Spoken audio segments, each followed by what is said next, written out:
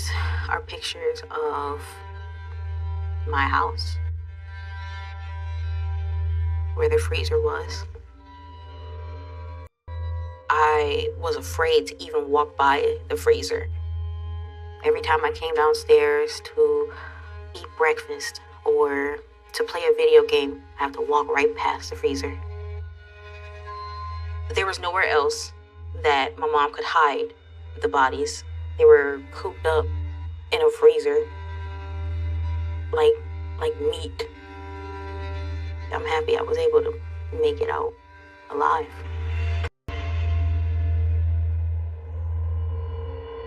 Is it painful to you? It's evil what you did? Is it evil? Okay. So you're judging yourself. I didn't think that there would be anyone to rescue me. When things got bad, I would have these fantasies of escaping. I'm asking you, not in the eyes of God. In your eyes, do you feel like you did what you had to? I didn't have to do that. I just remember being surrounded by fear. There was definitely not a trace of hope within me. I thought that I was meant to be next.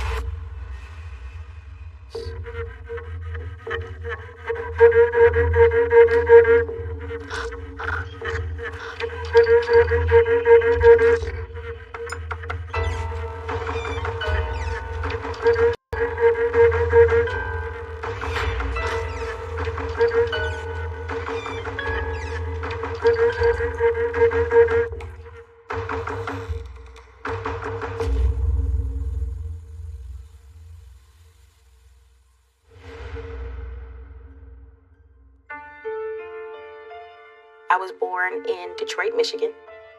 I am the oldest of four. Stony, the second oldest. She's 2 years younger than me. Then Steven, and then there's the youngest. Me and Stony shared one dad, while Steven and our youngest brother shared another dad. And neither of them were really present, so it was just us five, me, my siblings, and my mom in the household. Oh, stop playing with me. Why don't you make me, you coward? My mom hated my dad. So after my dad left, we didn't see him as much. He tried to come around, but I think that her anger pushed him away. When he was around, we weren't hit. She wouldn't lash out at us because she was angry. My mom made his life a living hell. But once my father was out of the picture, we became the target of my mother's abuse.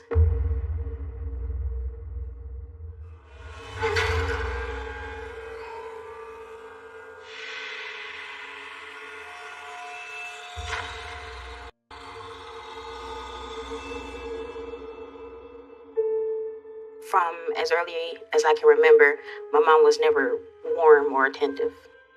The most amount of affection that we would get is a kiss goodnight, and that's about it. One night I had this terrifying dream, and I woke up thinking that my mom was dead. The nightmare was her being run over by a car. I was scared. I actually thought that it happened. So I went downstairs, and my mom was asleep on the couch at the time. Mom, wake up. What is it? And she's like, why the are you crying?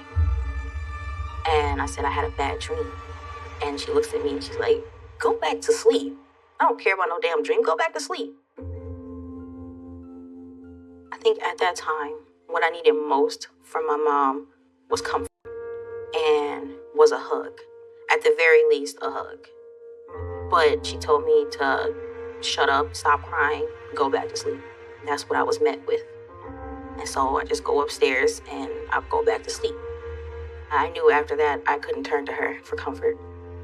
I found comfort in books, and I would read all the books we had cover to cover because that was the only way to cope that I had.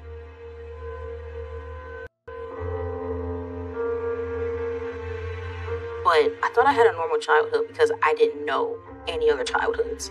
I didn't know what a normal childhood actually was. And if I saw a normal childhood, it was on TV, and I thought it was fantasy. It was just fake.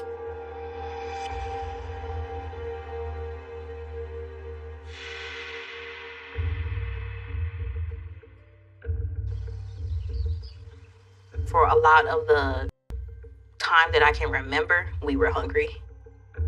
My mom had a few odd jobs here and there, but after a certain point, she just never went back. My mom started using the money that was meant for us to eat our food for drugs and alcohol. Let's go. Food's out. We would run out of food. There was one time in particular where we would eat canned potatoes for breakfast and then again for dinner. That's all we would eat, and they would taste awful. They were the worst. To this day, I cannot stand canned potatoes. I never asked for seconds, but the youngest one did. And she would get angry at him and start yelling at him about how you already ate and you should be full and stop being greedy. I'm going out. I knew she didn't care, but I would feel bad to see my siblings as hungry as I was, especially the youngest one. So I would share food with them. Here. My stomach it felt so sunken in.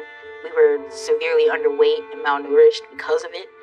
So when I was in school, if there was something that was on a kid's plate that they weren't eating after they pushed it away, I would always ask, hey, you're gonna eat that? Can I have that?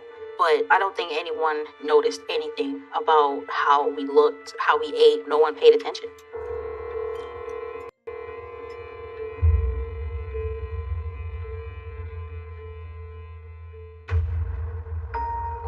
My mom was a ticking time bomb. She always had her fuse lit.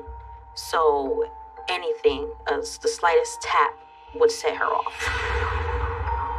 One day, we were all sitting around watching a movie, and I made a remark on one of the characters. Why would she do that? That's so stupid. And all of a sudden, Mom just exploded.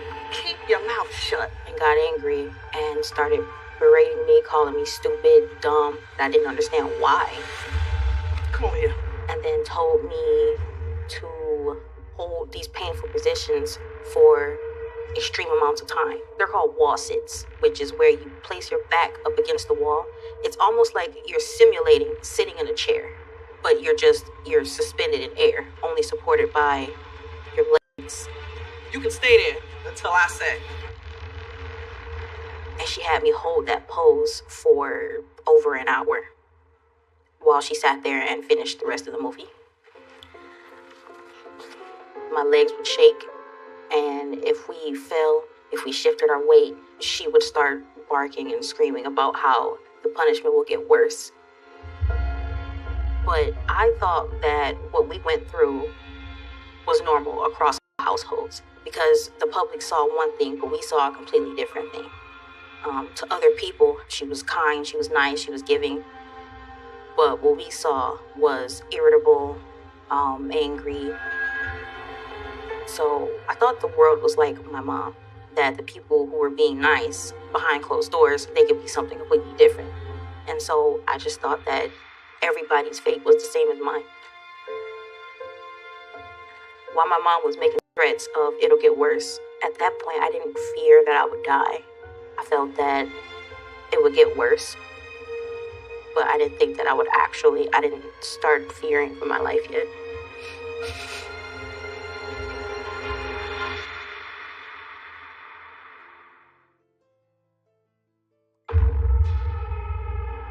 My mom's method of punishment changed as we got older. I think that she started to see us as more of a challenge or more of a threat. So the punishments had to be more severe. My mom would have different forms of punishment depending on her mood. So for a while there was an extension cord phase. Then there was a belt buckle phase. She would have us touch our toes.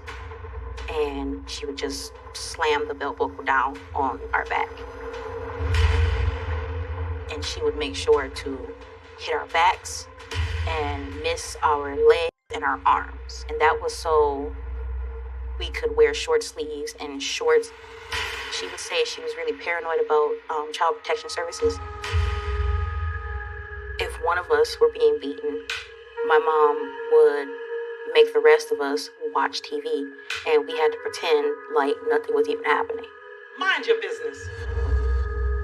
It was hard to focus on a TV show when you can hear your sibling being hurt behind you. I don't know if she enjoyed it. When I look back on it now, sometimes I think she did, but in the moment, I just saw rage.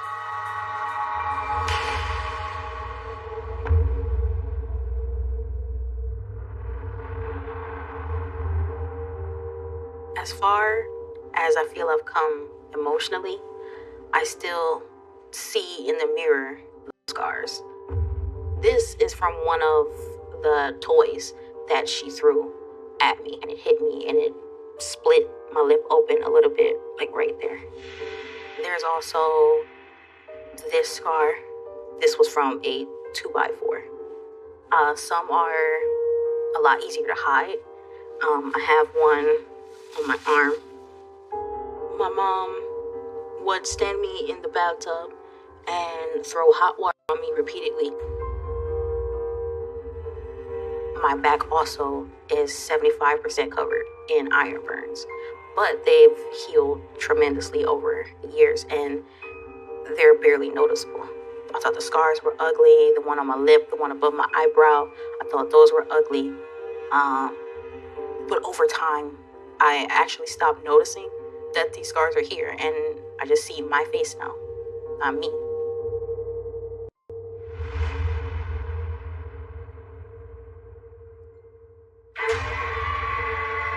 One day, my mom was yelling at me in the bathroom.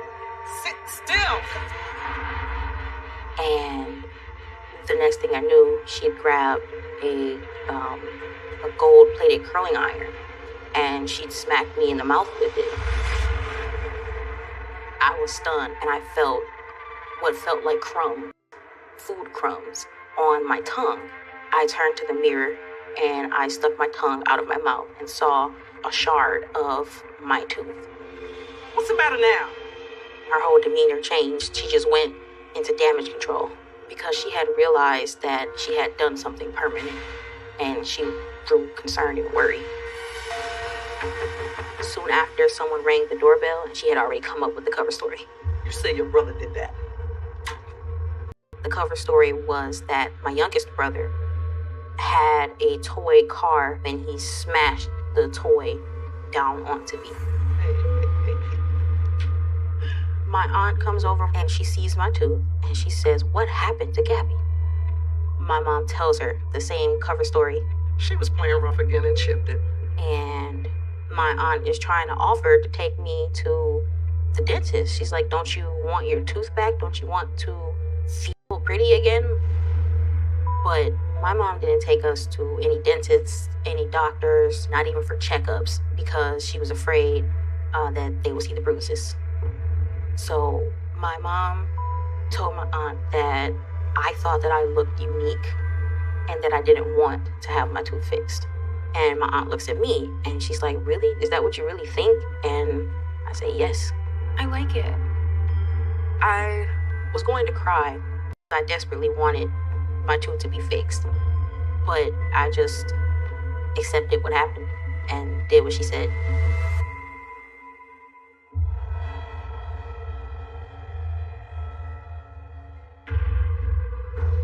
I walked into the living room one day and saw my youngest brother, and he had two toys.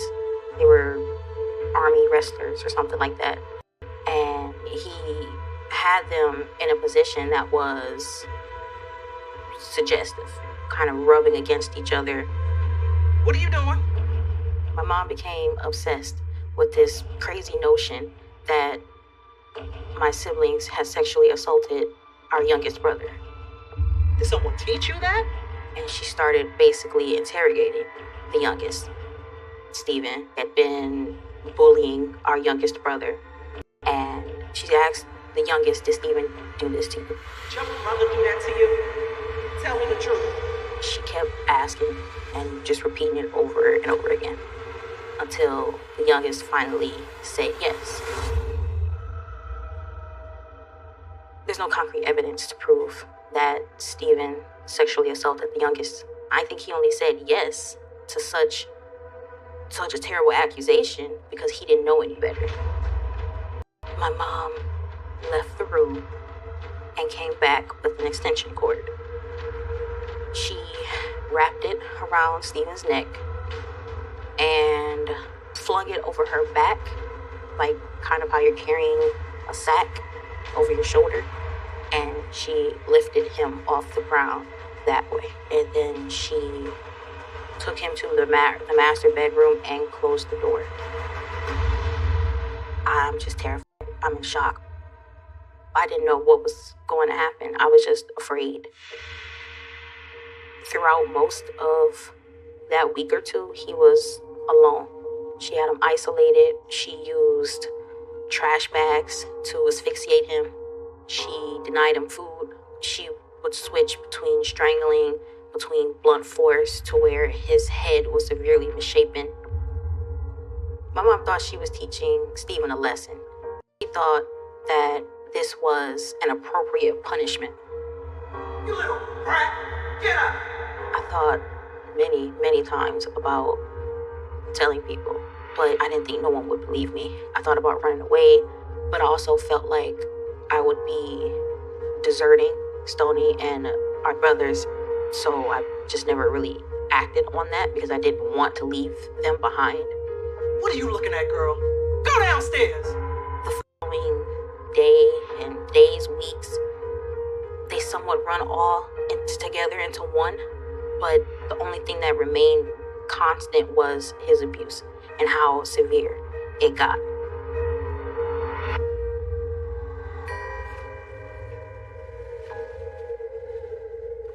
This is a picture of my little brother Steven. It hurts seeing this picture. He was a child. He didn't deserve this. Steven was a 9-year-old that had been abused since he was 5 or 6. How anyone can torture a child is beyond me. I don't understand where my mom's mind was. What hurts the most to me is that I thought that Steven would be okay when my mom decided to stop. I thought that he could heal and everything would be fine.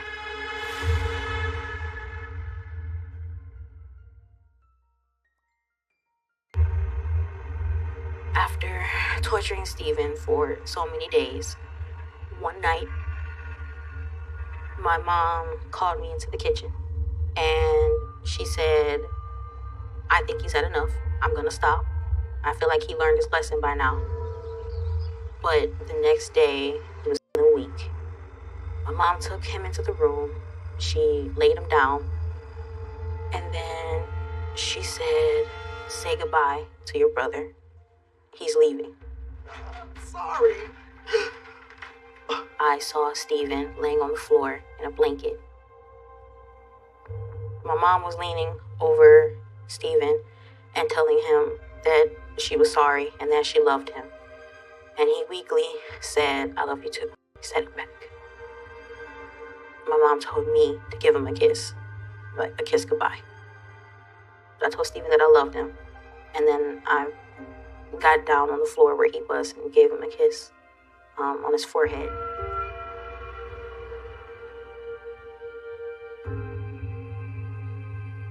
Then I heard a sound, and it sounded like a breath. And so I gasped, like, oh, he's fine. And she said, no, that was his last. I won't forget that sound.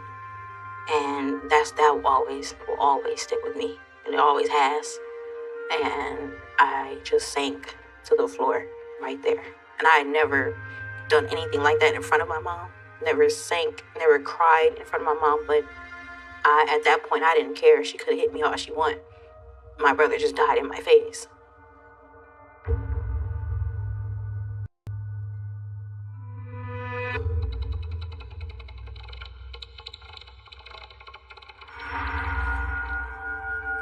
After Steven passed, she had a bed cover and she wrapped him in it. And then had me help her take him down the stairs. I didn't know that we would be putting Steven in the freezer until my mom told me to open it for her.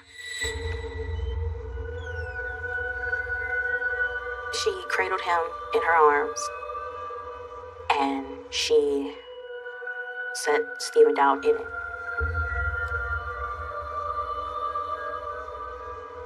At first, I didn't think it was real. I thought it was a bad dream, and I thought tomorrow he would wake up or that he will open the freezer and be like, hey, I'm okay. I'm perfectly fine.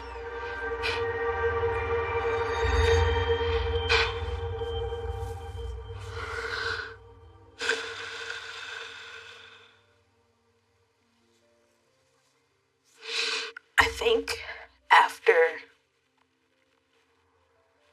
the first few days is when it set in that this is reversible. This isn't something that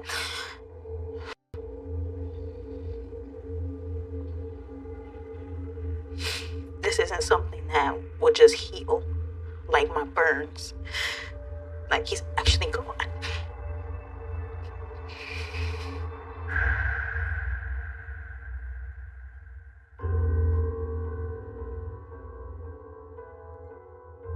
Trying to live knowing that my brother is in the freezer was terrifying. I made sure to watch what I said around her. I already knew that one misstep and this is where I'll end up. After Steve's death, my mom grew more and more paranoid about it, and her threats became more severe. In the morning, after we were all dressed and ready for school, we would be by the front door. And what she would do is drill us over our cover story. What do you say if someone asks about Steven? We would have to say that he was at our aunt's house or he was at his dad's house. And I would have to deliver my line without hesitation, without looking like it was rehearsed. No. If we didn't rehearse our stories correctly, she would just get more agitated with her tone. And that let us know that something bad was about to happen. Do you want to go to the freezer too? Once she was sure that we had our stories straight, then she would let us go to school. There was a creative writing teacher, and she was always the nicest teacher to me. And I wanted to tell her so bad, I did. But then I had the thought that she wouldn't believe me or fear that maybe my mom would try something. Our youngest brother is still there. And what if they show up and I'm not there to help or protect him? What is she gonna do?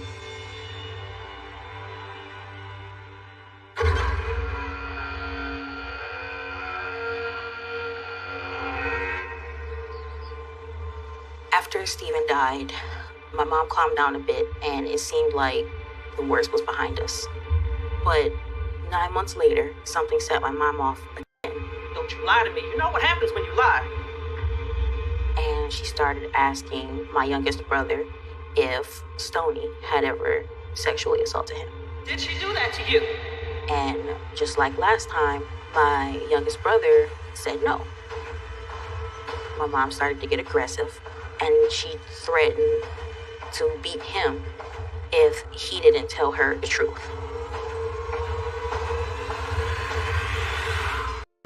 He said yes.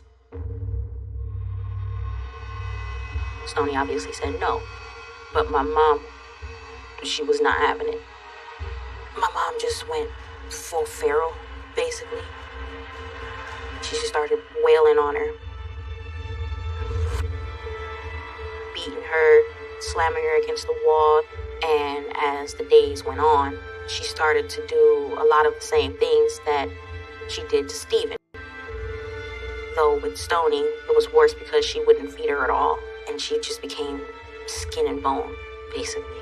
I didn't know what to do. I was just afraid. I know the gravity of the situation, and this is the second time it's happening, but I just felt helpless, like there was nothing I could do to change or stop it. At one point, I did think that one day we'll go in the room and she'll be laying there and won't wake up. But that's not what happened.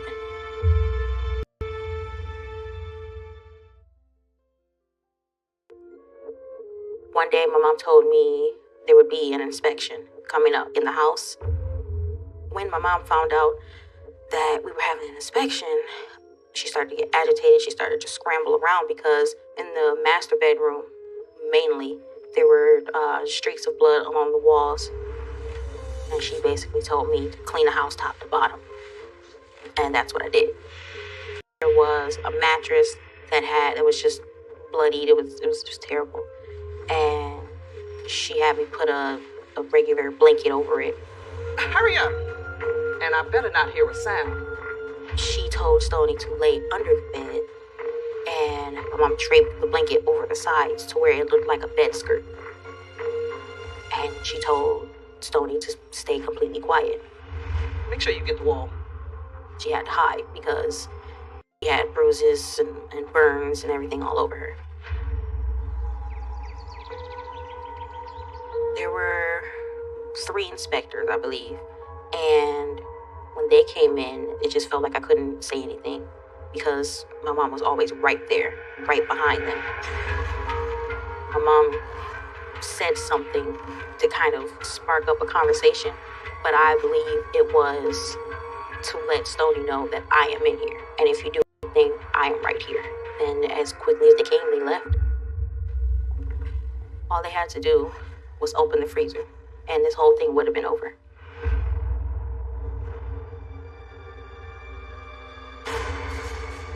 My mom started abusing her worse, torturing her.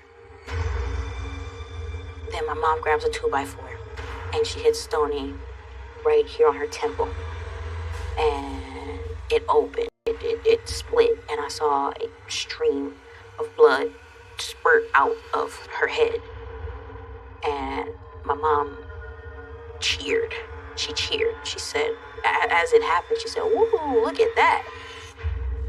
And she grabs a black pajama shirt and she wraps it around Stoney's neck. She strangled her. At this point, Stoney is barely conscious. She picks her up and tells me to grab Stoney's legs. I didn't want to, but I had to. I couldn't say no. My mom and I put Stoney in the freezer on top of Stephen.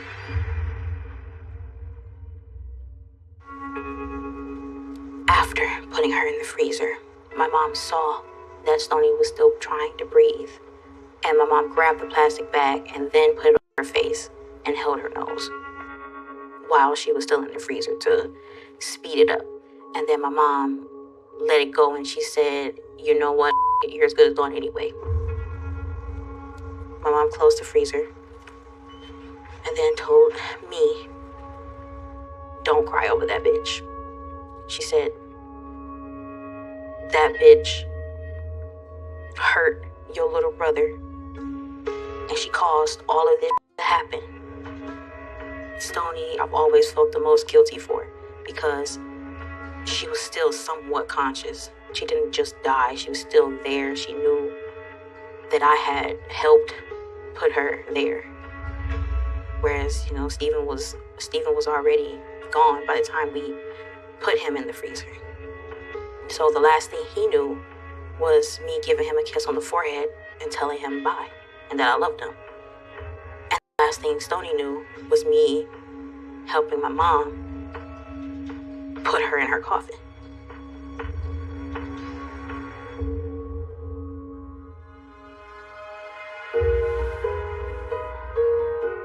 I am on the left and Stoney's on the right.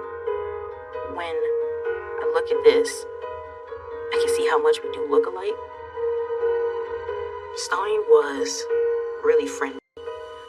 Always had a big smile. She was always eager to meet other people, to meet new people. She wasn't shy and timid like me. She was inviting and warm, and everybody loved her. And just looking at this picture, it just reminds me of, again, what I lost.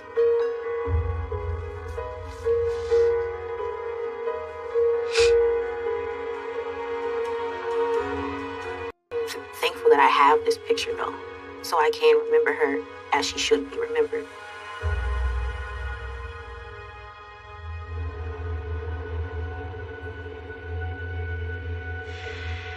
A few days afterwards, my mom was already threatening for me to be next if I were to step out of line. Wait a minute. Anytime my mom wanted to send me out to the grocery store, she would stop me at the door and she would tell me, you can go out there and you can be free and you can be whatever kind of hoe you want to be. But if you bring the police back to this house, you're going to be responsible for what happened. I will take your brother, kill him, and then kill myself. The very first time my mom threatened that to me, I felt a pit in my stomach. It felt like my heart just dropped in my stomach because I believed it wholeheartedly. Every day, I'm on my tiptoes, tiptoeing around her, unable to do anything for fear that it would set her off.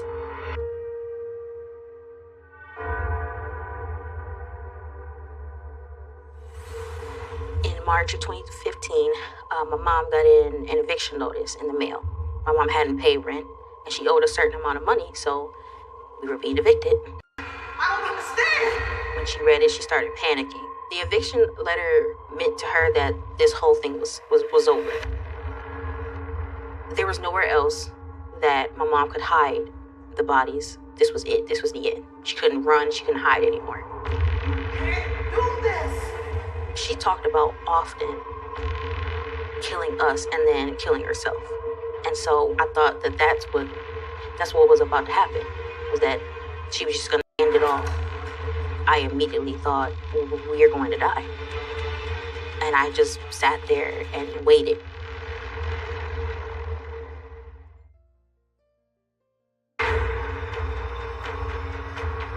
I just sat and waited to die. Come with me. We're leaving. But then she told me we're going to the neighbor's house, and it confused me. I was afraid because things were changing, but I was excited. I was happy that I wasn't dying.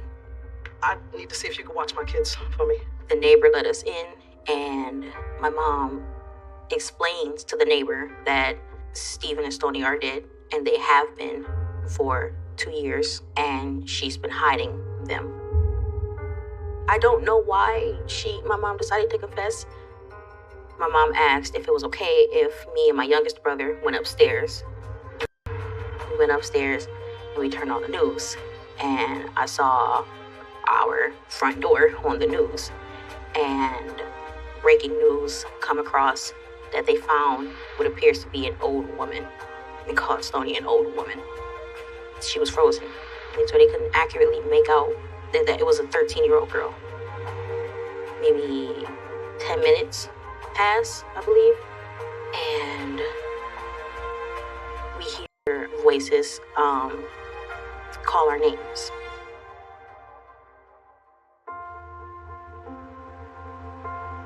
I didn't recognize the voice as my neighbor's or my mom, so I didn't know until I got downstairs and saw that there were the police.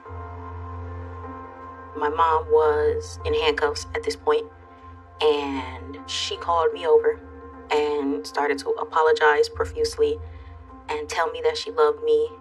And my mom asked me for a hug, but by this point her hands were already cuffed, so she couldn't wrap her arms around me. So she leaned her chest against mine. I didn't hug her back though. That was probably the first time I genuinely felt anger. She just kept saying how sorry she was, how much she loved me.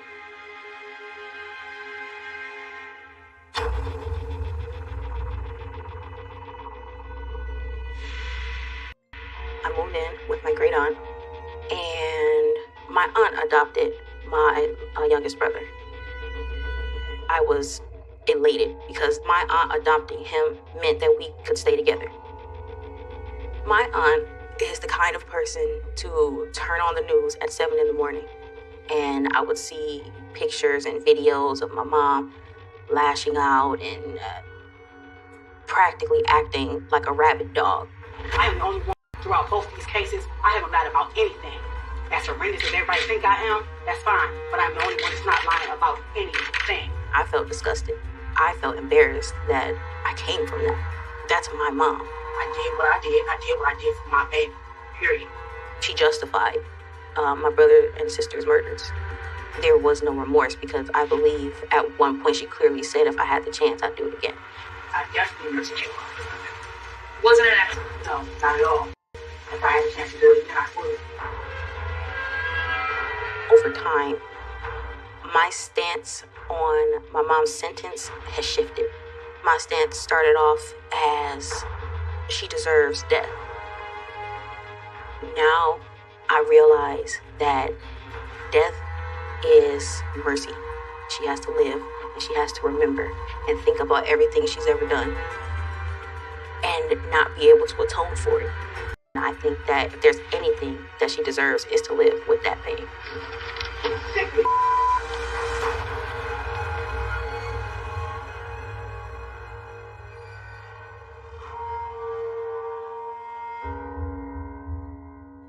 For maybe the first few years, I was severely depressed, angry all the time. I didn't know how to just be happy or live. I didn't think that I should have lived through it. I thought I should have died with Stephen and Stoney. I really have no idea why I'm still here because I 100% thought that before I turned 18, I would be in that freezer as well. I'm still angry at my mom, but I don't have the unbridled rage that I used to have. Knowing that my mom is behind bars forever, never getting out, that's a type of closure for me now. She won't ever have the same freedom and ever have the same life that I'm able to discover for myself now. I haven't spoken to her about us and what happened to us. But last year, on my 24th birthday, my mom reached out from prison. She was bawling her eyes out, saying how sorry she was and that she wished she could take it all back and that she does love Stoney and she does love Stephen. She was just so remorseful. She was like a baby. I want to say it's okay as my first natural response, but I stopped because no, it's not okay. It's not okay at all. There's nothing okay. And so I just say, I know you are. I will never forgive her because in my eyes, that means I'm accepting it and I don't want to. But after the phone call, I kind of felt relieved because I knew now that my mom was remorseful. And then I got a little bit happy because I know what remorse will do to you. I know what guilt will do to you. If you let guilt run rampant, it will tear you down from the inside.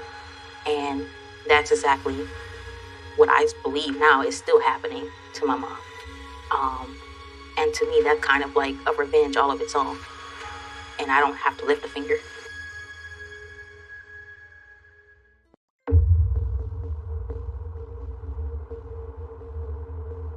It's hard for me to think about what happened that night because it was really traumatic.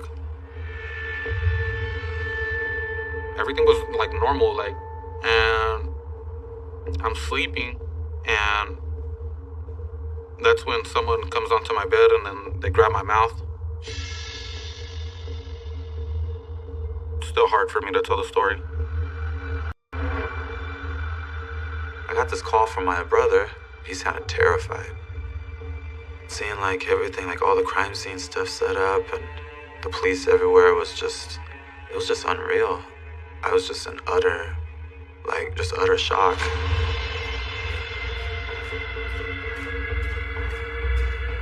I'm here to find out one thing. What kind of person are you? Because right now, we don't know. Is Maggie the type of guy that's a hard, cold, calculated murderer? Or are you the type of guy that made a mistake? You're one of those two people. Not too long ago, I wrote him a letter, and I basically implored him to try to save his soul and confess and repent. But I haven't heard back from him.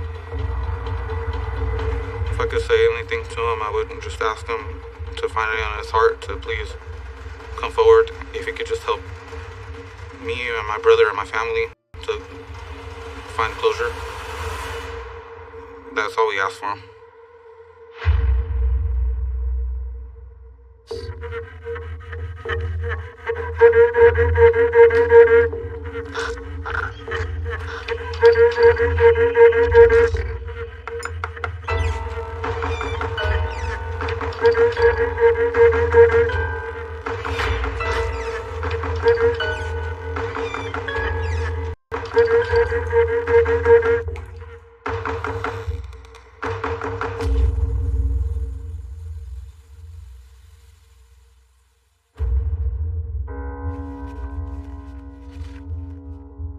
This one's a picture of all of us at the zoo. I remember these times. These were pretty good times. This picture kind of sums it up a little bit. I mean, my dad looks more serious, but my mom definitely loves hanging out with us. It takes me back. Some good memories. But it's hard to look at pictures with my dad in it. I feel a sense of anxiety. Even animals and things like that, look out for their offspring. I feel like my father, just did not care for anything. This guy was inhumane, and there's only one place in society for people like this, and this is in jail, and this is exactly where he's going to remain for the rest of his life.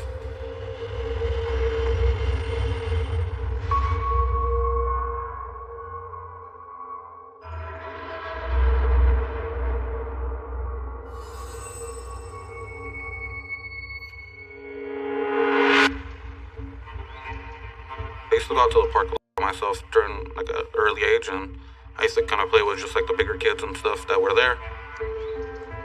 One day I was playing basketball and someone took my basketball. I went home. Where are you going? Come here. My dad was very, very verbal to us, so if we did something wrong, he would let us know right then and there. You're missing something? Where's that basketball? Someone took it. Someone stole that ball from you? My dad was fuming mad. You need to learn how to stand up for yourself. What's wrong with you? He was really pissed. His response was you're a little punk. You're gonna let someone do that to you. You do nothing. I think in a sense the ball wasn't the issue. It was more just my character. I was, in his eyes, not tough enough for him. You have to listen to me. You have to stand up and be a man. My dad's instructions were, no, we're getting your ball back. Come on. You were going to the court. You're going to fight this person, whoever took it. Come on. Let's go. I just remember being really fearful. He took me down to the park where I lost the basketball at, and pretty much started going off and wanted me to fight everyone there. My dad was trying to teach me a lesson of standing up for yourself, but that was a harsh lesson. It took me pretty much my whole childhood to learn that I could talk out my problems instead of resorting to violence.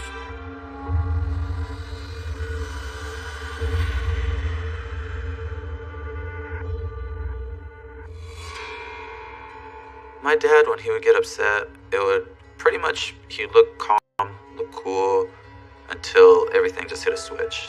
And then whatever it was, that pressure valve just breaks. And then he's just all reasoning is out. My dad didn't really spend money on anybody. He was beyond frugal. He was just really cheap.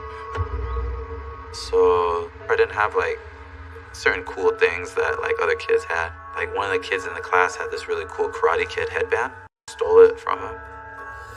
And my dad found out, so he told me, go to your room.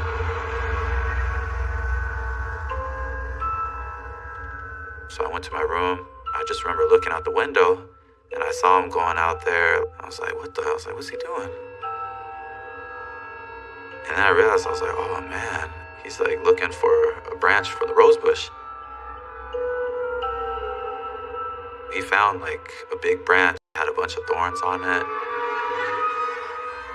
And then it's like dawning in my mind, like, oh shoot, I'm about to get whooped on with this thing. I was terrified. And then I just see him like start to come in the house. I'm like, oh shoot.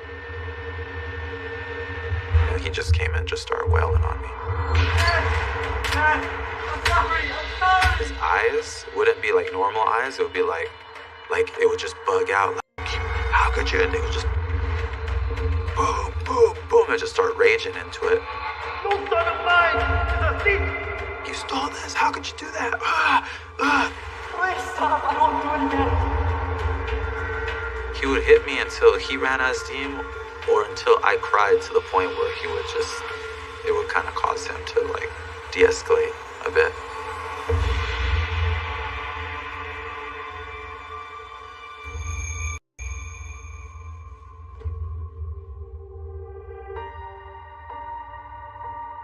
He would just go to his room.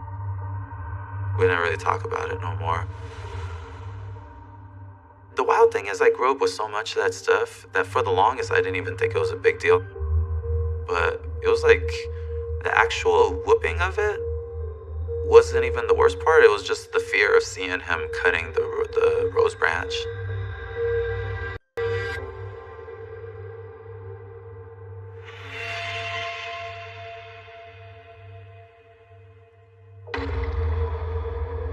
My father loved money, and it was borderline to worshiping it. Money was more important to him than my mom, than me, than my little brother. I mean, sad to say, it even felt like it was more important to him than God. I remember one day, me and my little brother were in the bedroom, and I could hear my mom and dad, like, arguing. I work hard for my money, Maggie. I should at least have a say in how we spend it. Why? So you can be frivolous and spend it how you please? There was a lot of fights in the house about finances. He would just take her paycheck and just literally just give her like small amounts, like $5, and that was it. Maggie, our children should be wearing hand-me-down clothing. They are lucky for what they have for. Next thing you know, it really escalated. You disrespectful woman, you make me sick. Get away from me, Maggie, please. And then it sounded like I heard my mom start yelling for help, like she was in distress. Stop, please. You're hurting me, Maggie. It sounded like my mom was yelling for help and my dad was trying to cover her mouth. Richard, please. I was just kind of there with Ryan, you know, and I think Ryan was really young, so he was really scared. And all we could hear is like screaming, yelling. I remember my mom saying like, call 911.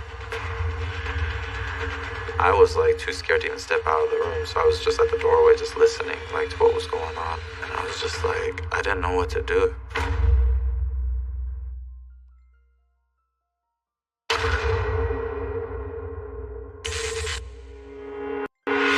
Get away from me, Maggie, please. She was like yelling, help, help, call 911. Call the police. I was like just really scared and frozen. I wish I could have just picked up the phone and called 911, but I was really like scared of my dad. I couldn't even envision what he would have done if he saw me on the phone with 911. He literally might have just like put me in a hospital or worse. And then it was like just pitch silent. And then I remember my mom just come into the room. She was like really subdued, and she was just really sad. She was like, why didn't you call like for the police? Richard, didn't you hear me calling you? I'm sorry.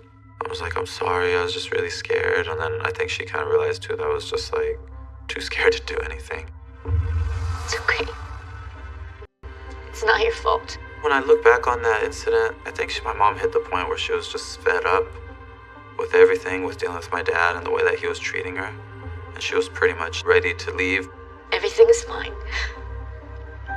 Don't worry about it. But then in Egypt, divorce is like taboo. Like it's something completely frowned upon. So between the cultural and religious pulls, I think it was like really hard on my mom. She couldn't really just up and leave and just go.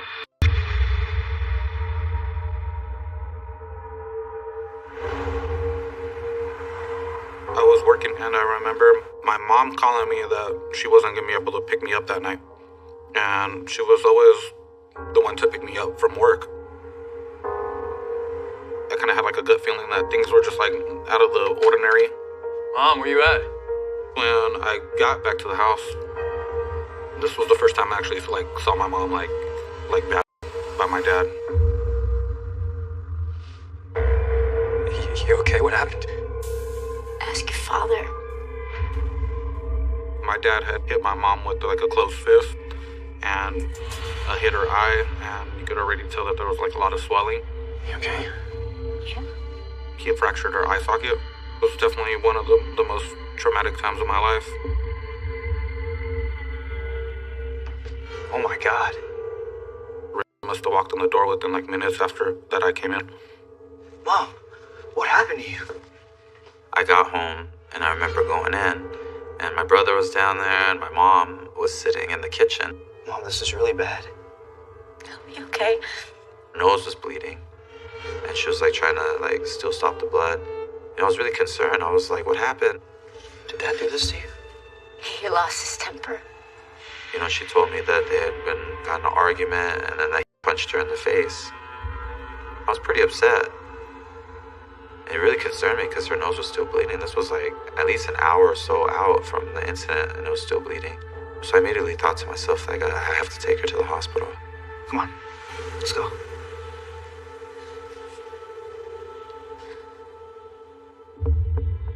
It set a whole cascade of events because the nurse at the hospital was obligated to call the police and let them know about the domestic violence. I don't think my mom realized that her telling him at the hospital would lead to him being arrested.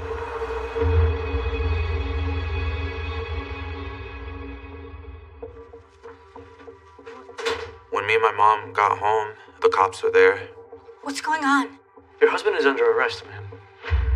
They went upstairs and they pretty much put him in handcuffs and brought him down. This is a big mistake. This is not right.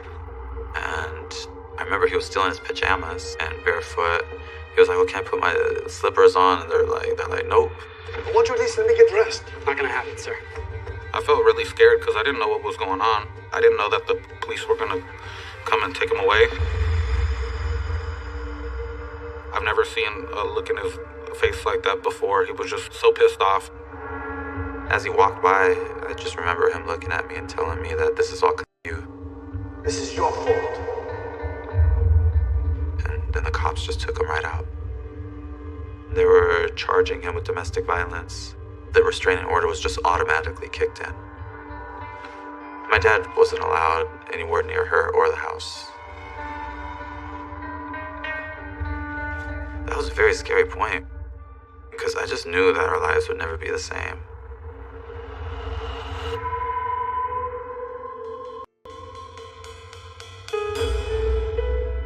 My mom was considering a divorce. She kept on swaying back and forth because she loved my dad.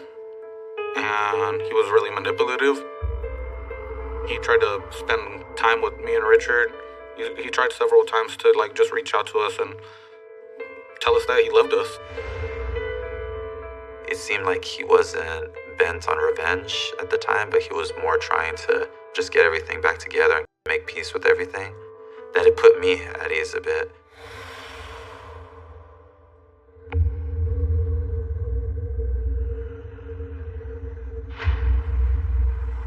One day, during the time that the domestic violence case was moving forward, the police came over to the house. They had an anonymous letter. We thought you should take a look at this. The letter said something along the lines of, I'm a concerned neighbor, and I just wanted to inform you guys that Meg D has been trying to find somebody to kill his wife.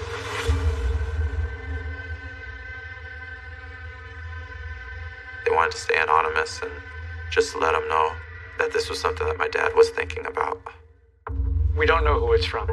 There's no name on the envelope and there's no return address. So the police were asking, like, do you know who might have wrote it? And, I didn't have a clue. Do you recognize the handwriting? Does it look familiar to you? I knew he was capable of harsh things and, like, even borderline heinous things, but not murder. This doesn't sound like my dad. I wonder if it's some sort of hoax. I told him, I was like, I don't think he's stupid enough to do something like that. He seems to be okay right now, at least when I talk to him. Things have just been blown out of proportion, really. It doesn't sound like my acting. All right. Well, we're gonna keep tabs on you guys. A part of me was just seeing what I wanted to see, which was that they would work things out, and that he wasn't such a horrible person. I wish I would have taken that letter more serious, but I didn't. And it's like, I totally misread him.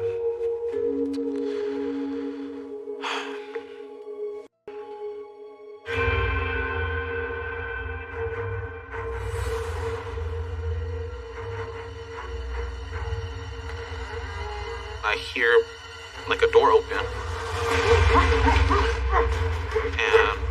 that's when someone comes onto my bed and then they grab my mouth.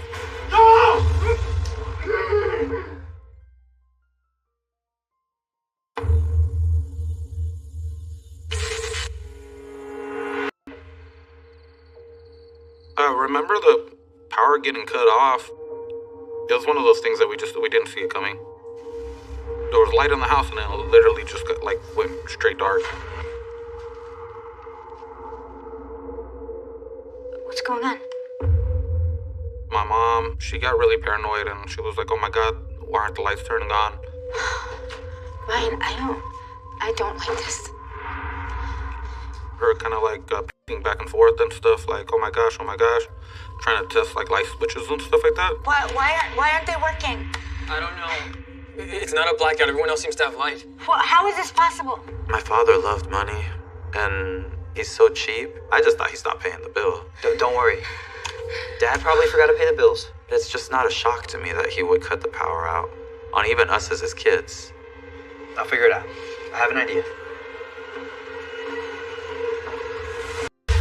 I knew my dad had a bunch of paperwork and shoeboxes underneath the bed.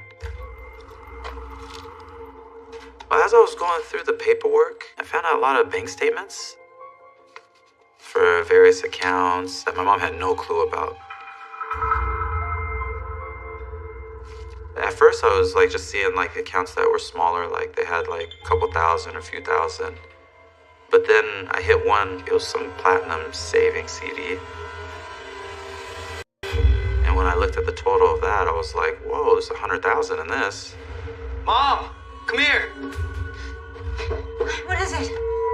And there were multiple accounts that we found. Started piecing together that there's quite a bit of money that's there. Look at this. I don't understand. What is this?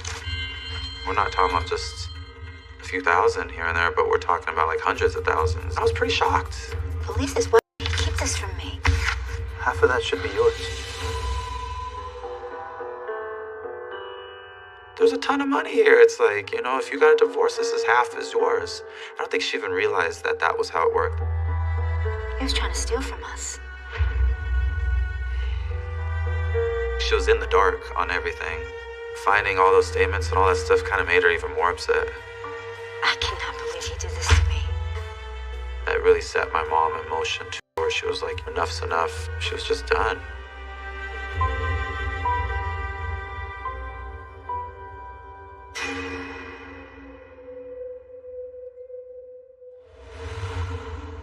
He started, to me, seemed to start mellowing out a bit.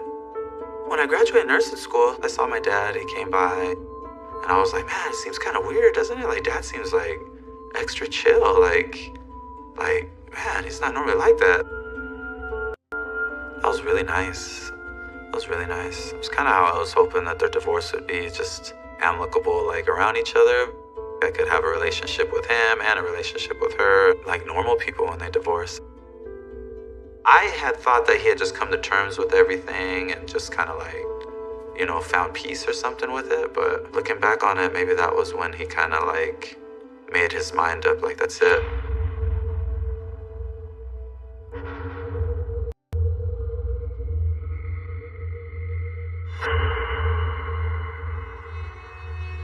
The whole night, everything repeats in my head a lot.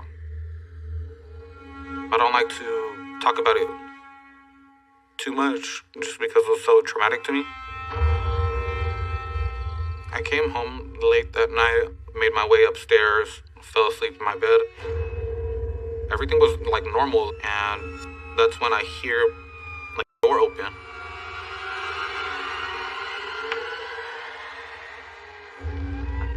I'm thinking in my head like, oh, it's probably Richard just to check in on me or whatever. That's when someone comes onto my bed and then they grab my mouth. A bit down on my hand. And then from there, I quickly realized that this person was much bigger than me.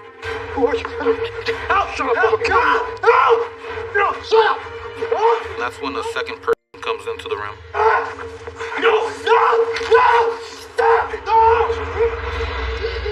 My mouth was getting duct taped. My hands were getting duct taped behind my back. And then also my feet were getting duct taped. I was pleading, like, please don't kill me, please don't kill me. And then that's when I see my mom, like, coming down the hall. She is yelling, like, frantically, like, take anything that you want. That's when the second guy, like, grabs my mom and takes her towards, like, her room. Just don't hurt him, please! Please! Please! The first suspect, like, grabbed me and then, like, put me into the closet.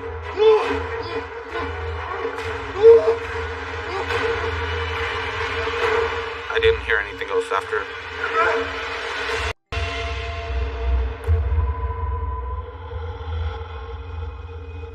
I felt helpless. I was, like, just survival mode.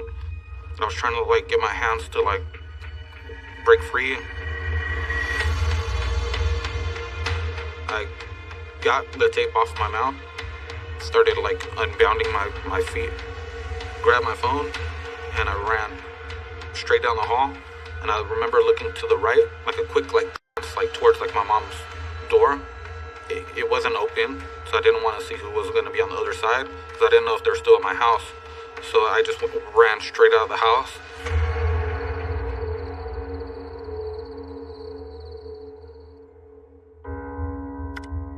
Emergency? Hey, someone just robbed their house. They broke in. They tied me and my mama. Is everybody okay? I don't know. They just beat me up. So I don't know where my mom is. They're like, don't make me have to kill you. I will kill you. Don't get your mom killed. She's telling me to go back to the house, and I'm telling her I'm not going to go back. I was scared that people were still in my house. You have no idea who this is, right? No, it's two black guys. I called Richard and I let him know, and immediately he was just like, "Oh my God, I'm rushing in there right now." And I also phoned my dad too. I've never heard my little brother sound like as scared or as terrified as he did when he called me up on the phone. I tried getting back to the house as fast as possible, and I was like, "Where the hell's Mom?" Like, I was like really thinking like, "Where the hell is she?" Like, what the heck's going on?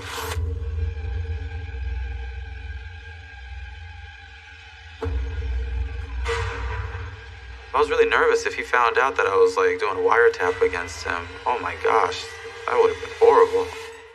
He might have killed me.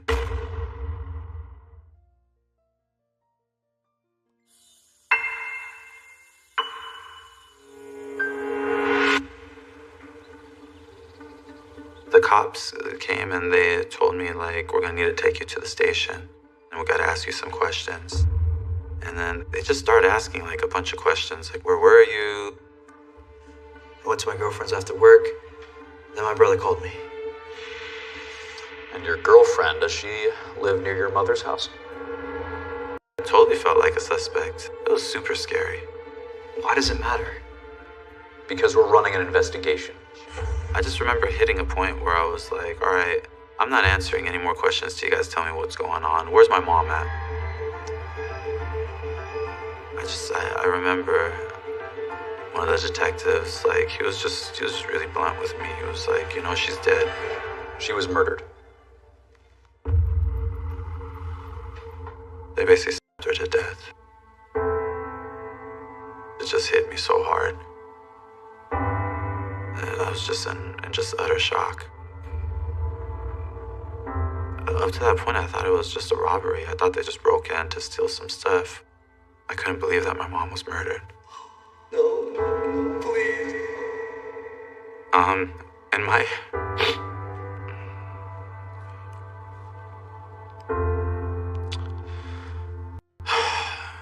Sorry, man. It's like bringing a lot of old emotions.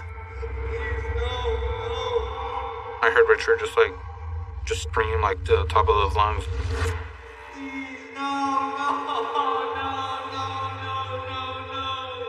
And I didn't know Richard was like in like a room next to me or anything. I just heard him like scream out of the blue. That's when they told me that my mom she had passed away. It was just like in complete shock. Just felt like a sense of like emptiness like right away. Just didn't make sense.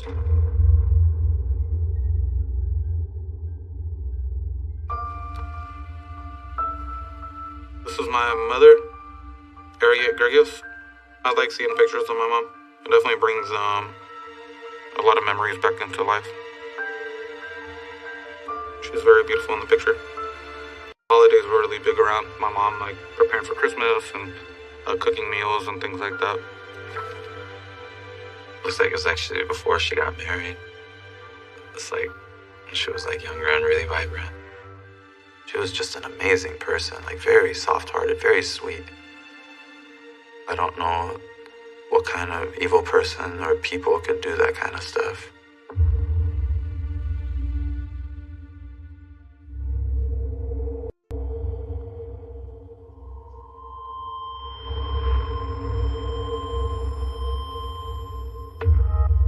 I was told that the police had to go there and actually get him from work and bring him in to question him.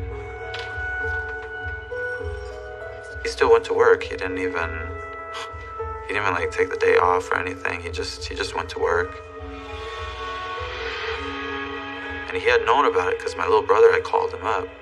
Even if they were going through a divorce and whatnot, I mean, my goodness, you still check on the person and, you know, is mom okay? Are you okay? Like, I mean, what is that? This is impossible. I'm sorry, sir. I started getting suspicious of my dad. You know, I called him. Right after I called you. I phoned him after calling 911. My dad picked up the phone at about 4 o'clock in the morning, off like about the first ring. And he picked up just like that. His phone was all the way in the living room. So that means that he had to have got out of bed and walked down the hall and go to the living room to pick up. If he wasn't already up, then I don't know how he picked up so fast. It was almost like he was like waiting for a phone call. So I was very suspicious about him. You don't understand. He was crying, but to me it just looked like, it just felt fake. I just felt no like real emotional connection with him. I just couldn't stop thinking that he had something to do with it.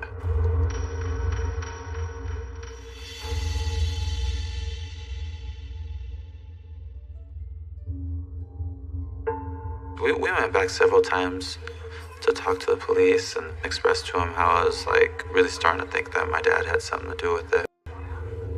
And they expressed to me too that, you know, we think that he might too, but we don't have the evidence. So the cops basically like brought up the idea like of wearing a wire.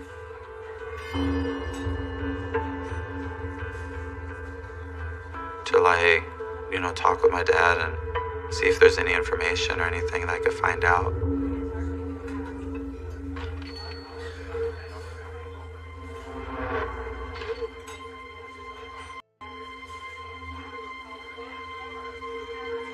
I met up with my dad.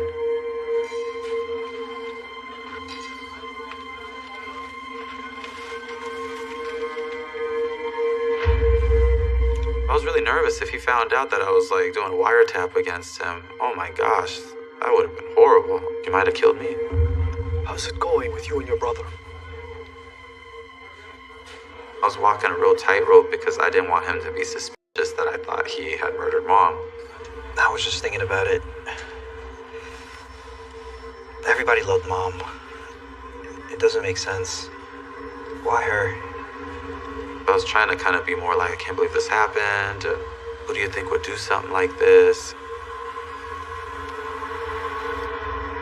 It was probably all just random. He wasn't really telling me like much of anything. Look, it's best if we just put this behind us. He spent a lot of time talking about like, oh, you need to just move on. And he talked about like the house needs to be like maintained, the yard still needs to be done. I mean, Mom's literally just been murdered. Who gives a about the house?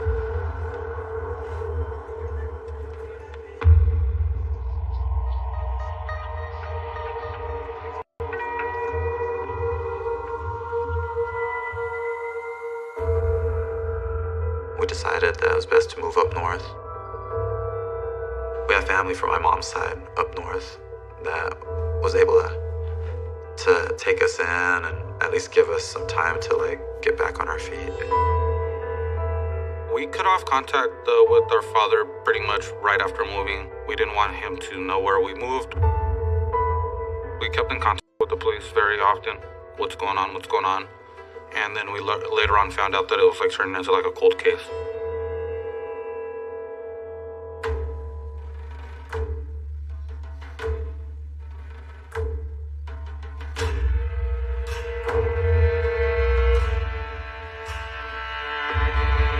These two gang members approaching Dad, trying to get money out of him for something. 5 rent, 5,000. I thought we got paid everything. 1,500 I have on me.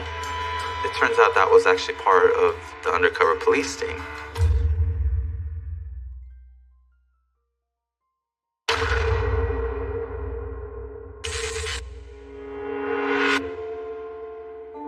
As time went on, I started being like really frustrated. My dad's just out there like going about his life, and nobody's been brought to justice for what they did to my mom. I was feeling at that time like this thing's not gonna get solved. I don't want them to stop investigating this. So I started writing letters to like different like news agencies and stuff. We wrote to the governor's office. I wrote to all the different Congress people. I think we gathered like over 1,000 letters. And friends of friends, people that didn't even know us were like, you know, we're trying to help and compassionate and stuff about it. I think I need a little time out, if it's okay.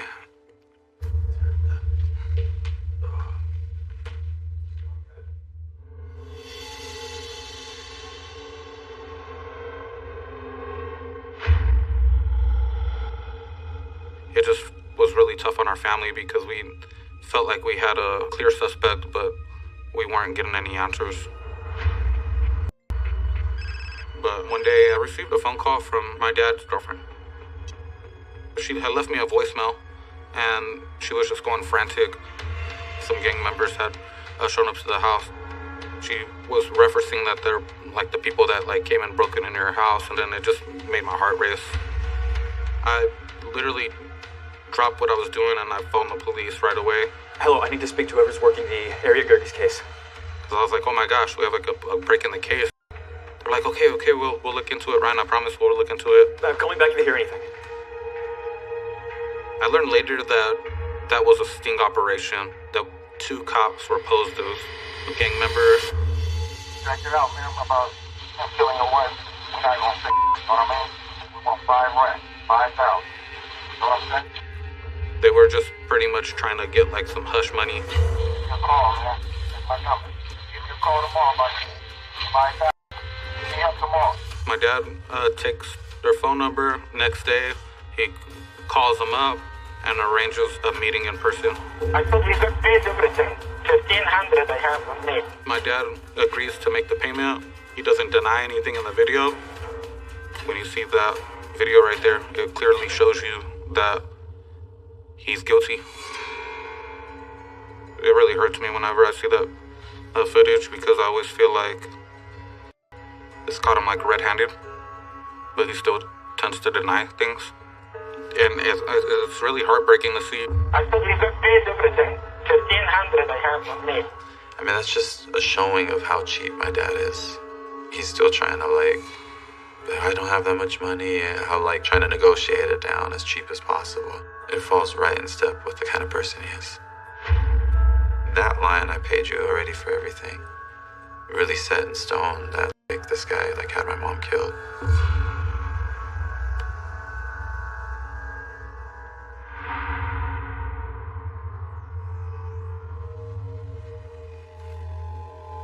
Yeah, this is exactly how I last saw my dad. This must have been the day that he got arrested. I have no sympathy for this guy right here. This guy's not my dad right here. This guy right here is a liar. This guy right here is a criminal.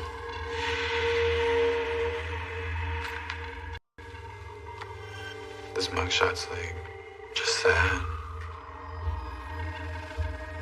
I don't even know what to say about this picture. It's just... I feel like this is a picture of what happens when you get caught up in just pure greed and evil. It's like, just like, man, why'd you do it?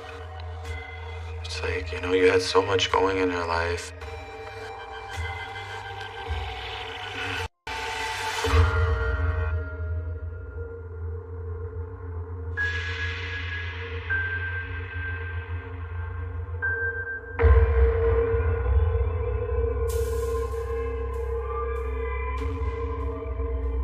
He was the person who broke in that night and tied me up.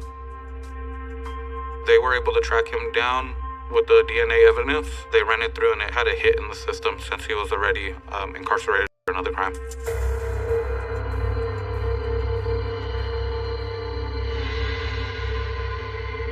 It's hard for me to fathom the thought that my dad knows exactly who was responsible for the murder and won't give him up. Not too long ago, I wrote him a letter, and I basically implored him to just confess. He's in jail, he's convicted, but at least he could try to save his soul and confess and repent. But I haven't heard back from him.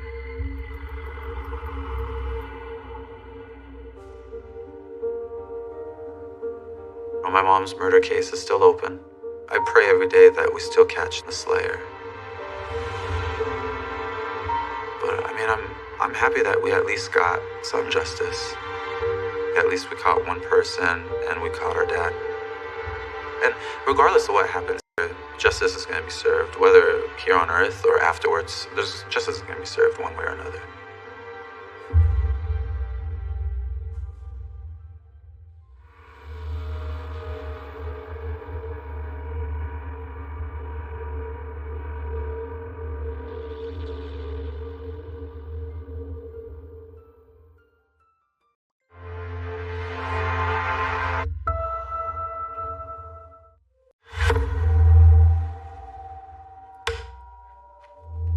Not slept one night since all this has started. My God, you think that you know somebody and then they do something like this. I had nothing to lose. You guys, there is absolutely nothing that can hurt me now. I have no consequences for my actions, and I plan to hurt people. It's just unbelievable that I raised a child that would be capable of doing something like that. He wasn't raised like that. I wholeheartedly have nothing to lose, and I'm going to take it out on everybody I can. I'd rather just kill people. It's much easier. My son is damaged goods. There's no fixing him now. You can't fix something that's that broken.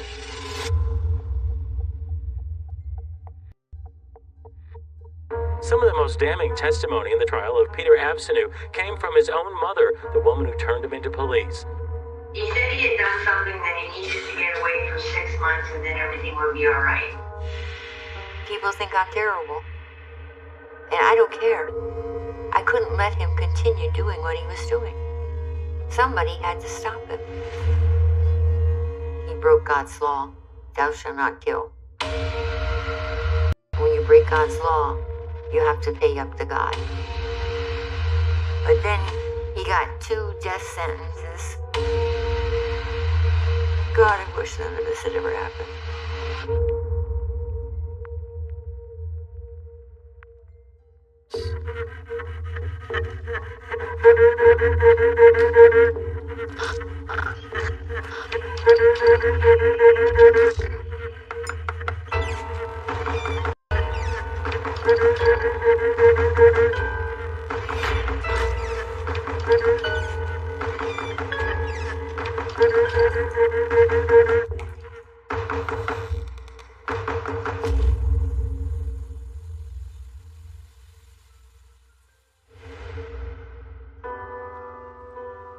I had the hardest time picking out these pictures, finding them, because it's so hard for me to look at them anymore. It just breaks my heart. It makes me cry. I never thought we'd be doing what we're doing. When he was that age, he was the happiest little guy, always smiling. He had so much potential. I had such hopes for him. He was the light of my life. And then this monster came along. And where this monster came from, I don't know. All the hopes and dreams I had for him are just gone. I look at his pictures and I say, this is not a murderer. This can't be a murderer. But it is. What happened? What happened to make him turn into this horrible, psychotic thing?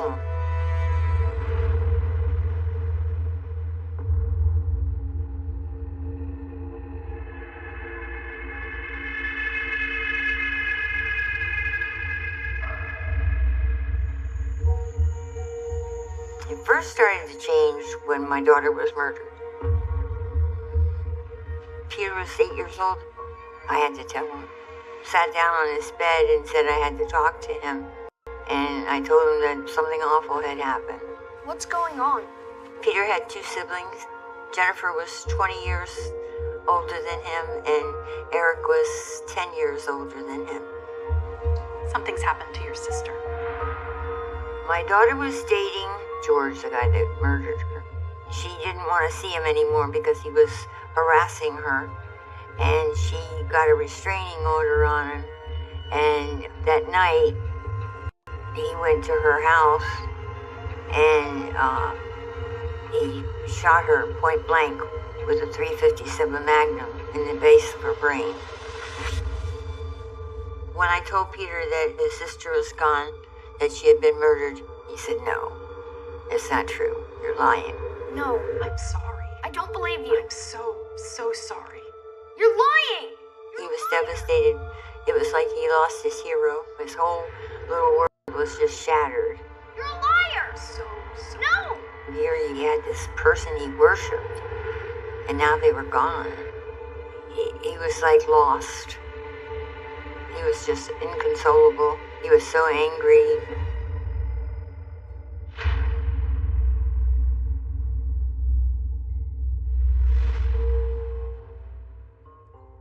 After the murder, Peter started getting anger issues. He became very bitter.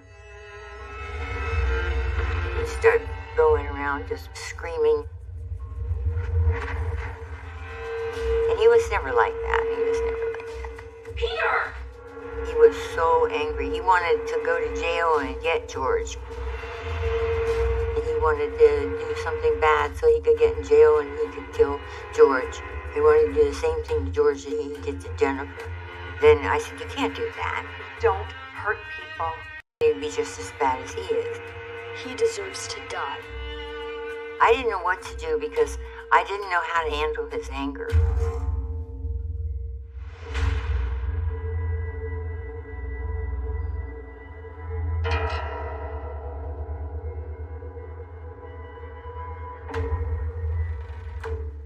started getting in fights. We ended up in court when he was 9 because he broke a kid's nose. The kid was saying something about Jennifer, and Peter told him to shut up about his sister, and the kid kept it up, and Peter broke his nose. I hadn't really seen Peter do anything like that, so I kind of was shocked.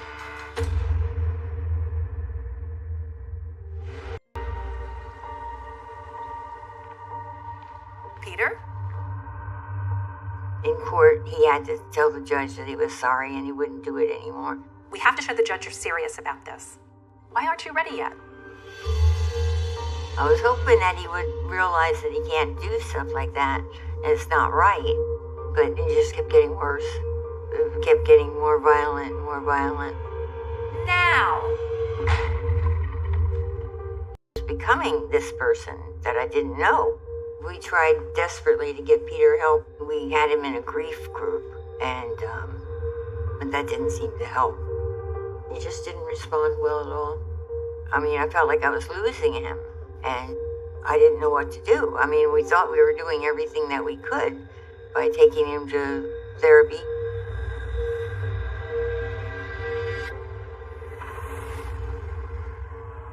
But then it just steadily got worse.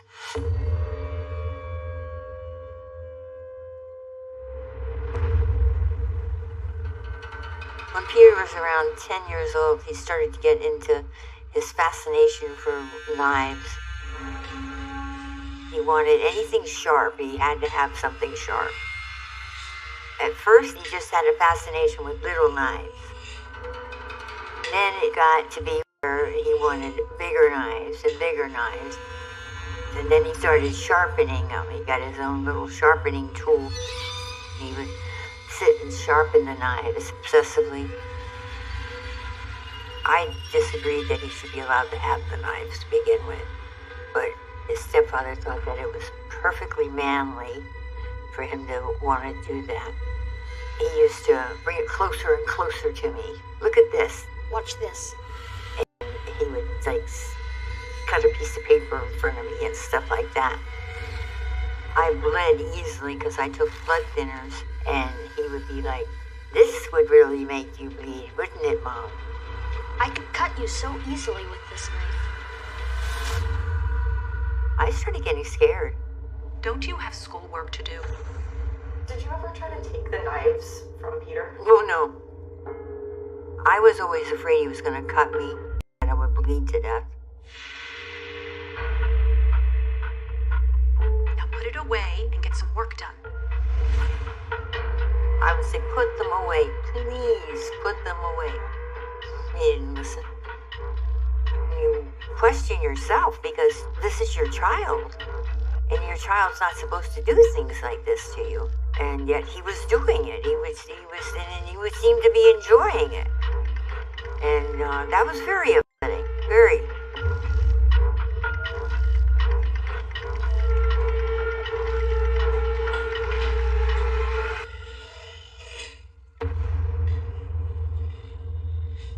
You don't want to believe that it's happening, and you want to ignore it because maybe it'll go away. Maybe it's just a phase they're in and it's going to pass.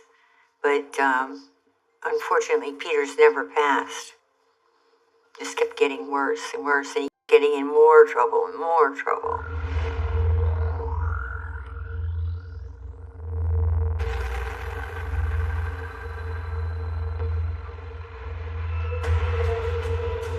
It was almost like there was a demonic possession that came over him. He took a samurai sword and he came after me with a samurai sword.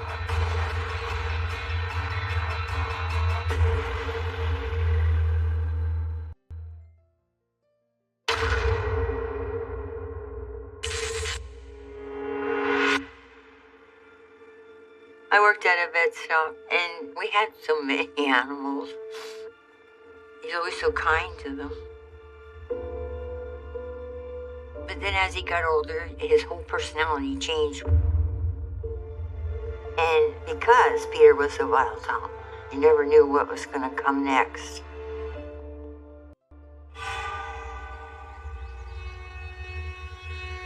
The thing with him and wanting to cut my dog open, that will always stick in my mind. I'm probably doing laundry or something like that, and I thought everything was fine. I didn't think there was a problem going on.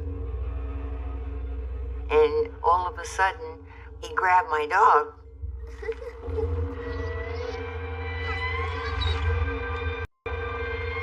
And took a knife, a really sharp one, and he held it down at the bottom of her, like in her groin. And he said, "Just how easy do you think it would be for me to just slit her open?" And my blood ran cold. You've ever seen people with just mean eyes, and you know that you don't want to go in their space? Well, that's the way you would look. His eyes were glassy and black, and it was very frightening, very scary. And he was going to kill her, right there in front of me. You put her down. Now. I said, "You put that dog down, and if you're smart, you'll get out of my sight. And you'll stay out of my sight."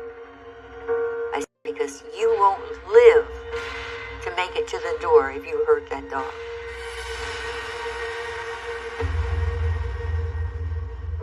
I must have scared him. I must have had the look, because he put the dog down quickly. Then he'd laugh. He'd have the little sicky laugh. He would just say, like, "You're overreacting." It's not a big deal. Get out of my face, now. The sad part is, Peter was such a good little boy. He was a sweetheart. You're like, this can't be happening, not to my child. My child can't be this way. But it is happening right there before your eyes. It's like he progressively got worse and worse and harder to deal with.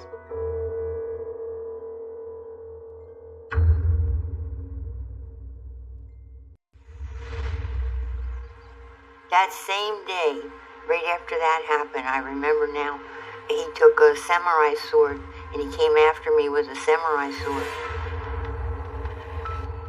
Peter! Peter! Peter! It was almost like there was a demonic possession that came over him. I mean, he was swinging that thing. You could hear it going whoosh, whoosh.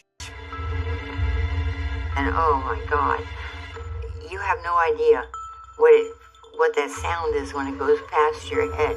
It's just like whoosh, and you realize how sharp that thing is. I was scared to death. I thought, this is it. I'm getting it now. Any minute, I'm going to be blood everywhere. I picked up a cushion off the sofa. And he slit the sofa cushion almost in half. That's how sharp the samurai sword was.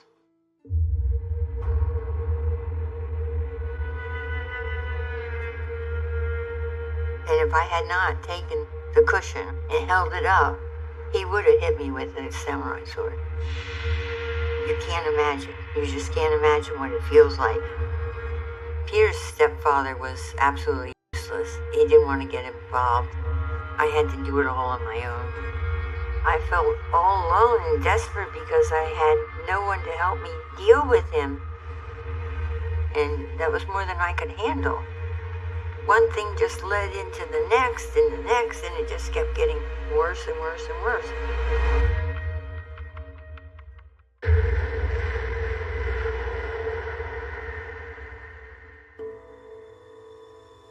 Peter just did things. You didn't know why he did things. He wouldn't tell you why he did things. He didn't give you answers. One day, he put his trash can right at his door. And then he was sitting there and he's striking matches and throwing them in the trash can full of paper. I said, don't do that. What are you doing? You're going to start a fire. He taunted me. So what if I do? What are you going to do about it? I said, I'm going to call the authorities. That's what I'm going to do about it. I'm going to call the fire marshal. Do what you got to do, Mom. So I did.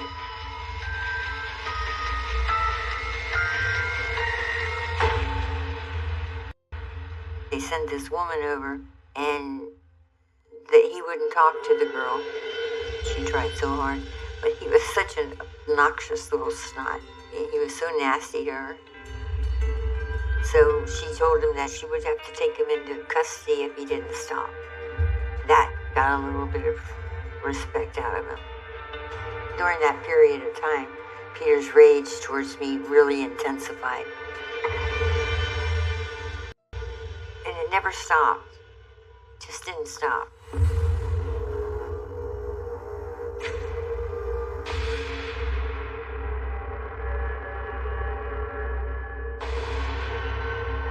And that's when I found the bullets.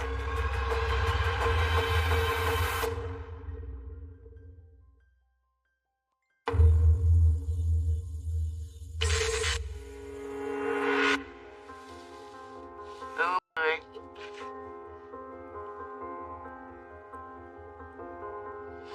See the eyes? The eyes are starting to get dark.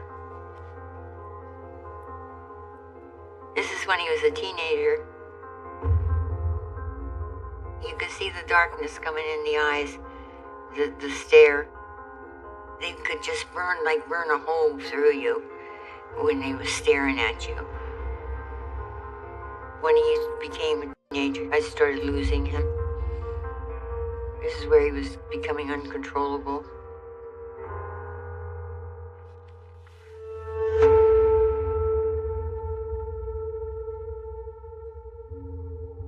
I found jewelry and collectibles and stuff like that. I was like, where's this stuff coming from? And it was coming from the houses he was robbing. You get to a point where you really are scared. And you also get to a point where you're pretty fed up. Mom? What is this? I had the police take him right out of the bathroom one day. Come on out. Put your hands up against this wall for me. And he'd be like, I can't believe you did this. Well, I don't approve of what you're doing. You won't stop. I will never forgive you. It's terrible to have to turn your own child in.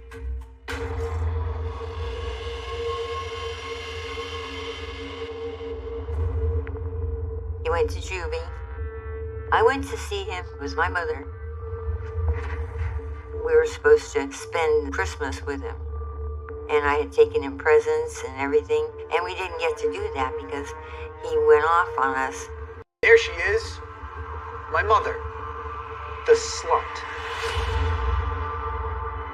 He started when he saw me. He called me every name in the book, every kind of horror imaginable. And Peter started coming at me. I really was scared for my life. He's grasping at you, trying to hit you, trying to grab you. And then these guys, these great big burly guys come and have to pull this kid off you. They had to take him out and restrain him and give him medication because he was going after me so bad. It's horrible. I'm his mother. I can't imagine being that angry with my mother. And he got away with it. Nobody would help me. Nobody would put him away and keep him there till they could do something with him. They kept letting him out early, and he kept doing reoffending. And I kept trying. I wasn't giving up on him. I always thought that he could be saved. I prayed that he would be saved.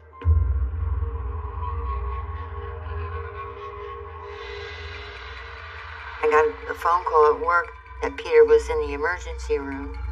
He wasn't hurt, but they had him in there and the state police were holding him. And I was very confused. I had no idea what was going on. The police officer came in and told me that Peter had this whole diagram of what he was going to do to the school. He was going to blow it up. He had picked out certain people in the rooms that he was going to blow up. You're looking at this and you're just in total disbelief that this is happening. Is it okay if I speak with him?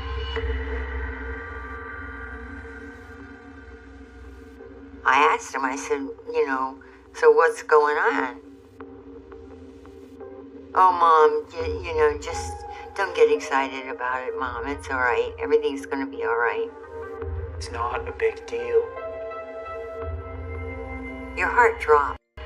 Your heart just drops to your ankles. It's terrible. He went to the psych hospital. And from the psych hospital, he went to juvie.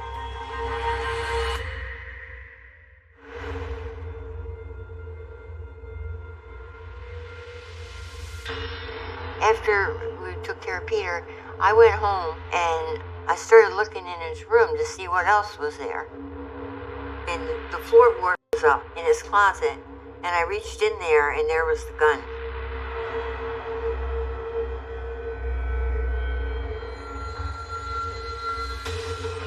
And then I found the attaché case, and the attaché case obviously had something in it because I could hear it when I shook it.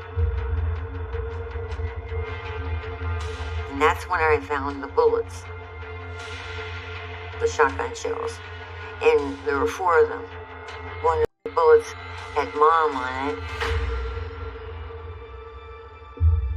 When I looked at that bullet and it said Mom, I thought, oh my God, what did I do? What did I do to him to make him hate me so much?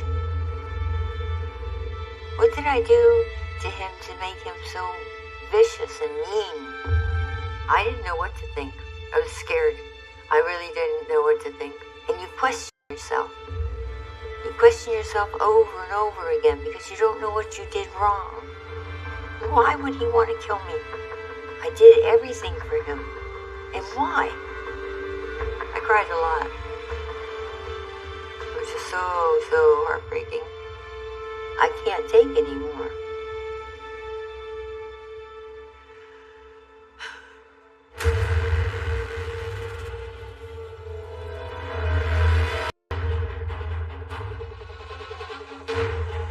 He just turned around and shoved me against the refrigerator. He had just lost control.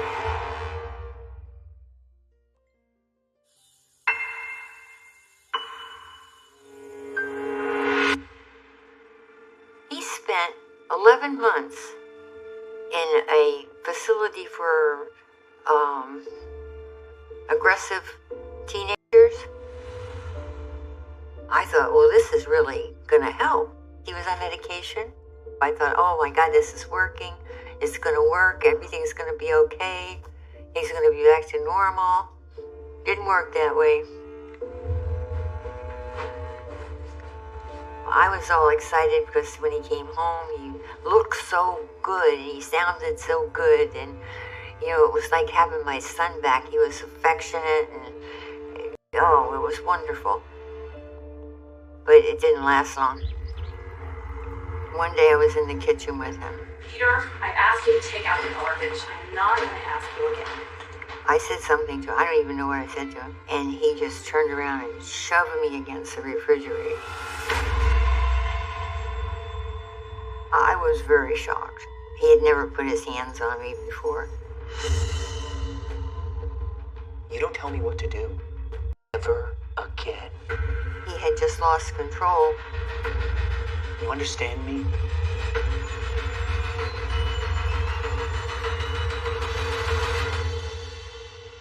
He left shortly after that.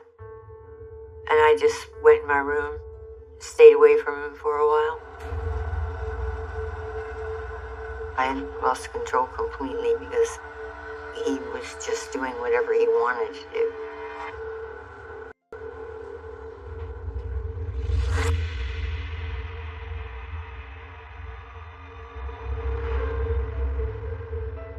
After Peter turned 18, there was no other place for him but jail.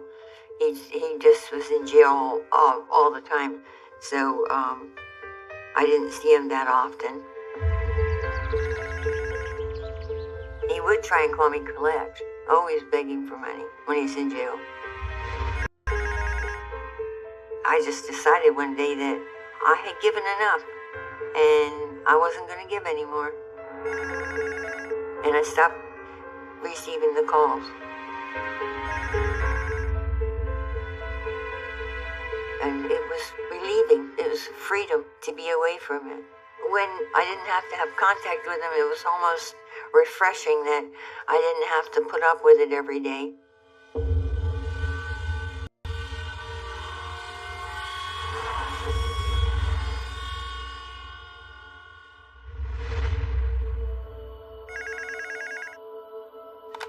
Hello? Hi, Mom. It's your favorite son, Peter. How about I come over for dinner? I'm like, what? I said, where are you? He said, I'm right across the street. I'm like, gosh. God. You gotta be kidding. When he came home, he brought in guns, knives, stun guns. I was like, what are you doing? No way. I said, oh no. No. Out with the gun. I said, the gun doesn't stay, the knives don't stay, the tear gas doesn't stay. I don't care what you do with it. You get it out of this house and you get it out now. Take them to the car. I didn't ask him anything because knowing Peter, I knew that he was going to come up with some cockamamie story. And I really didn't want to hear it.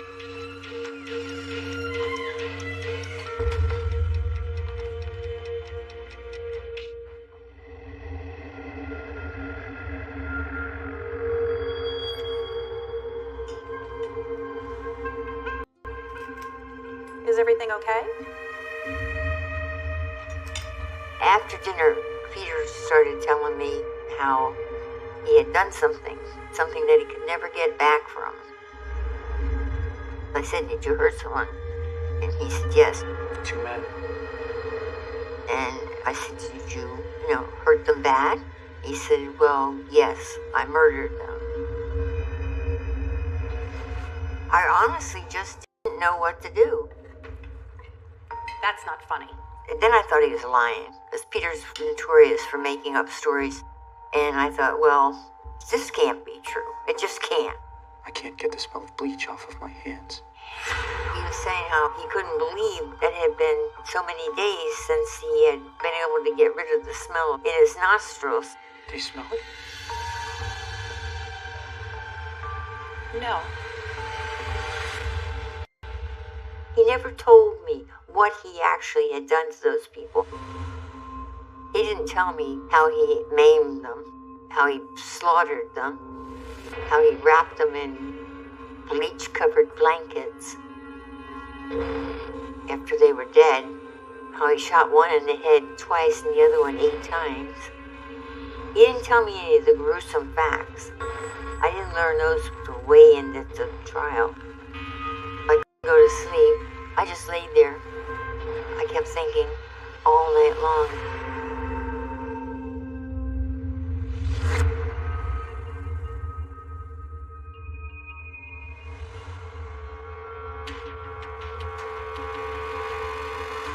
I'll be right back. I have to stop you, because nobody else seems to be able to stop you.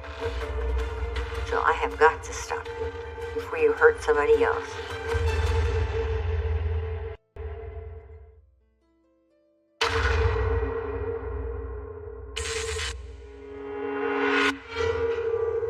I honestly don't know how I got through the rest of that night. But the next day, I asked him, I said, did you really do that? Last night, Were you serious? Yes, Mom, I really did it. I murdered 2 people and they deserved it. I said, what do you mean they deserved it? How could they deserve it? I don't know what I was thinking, to be honest with you. I really don't. All I know is I was so emotionally distraught. I was scared. I was so scared. I didn't know what was going to happen to me. I didn't know what he was capable of. Where are you going? I told him that my friend had called me and she needed help. So then he wanted to know if I wanted him to go with me. I said, no, it's all right. Stay here and relax. I'll be right back. Meanwhile, I'm going to my friend's house. And that's how I got out of the house. And I went to my friend's house. And he called the police and came and he gave himself up.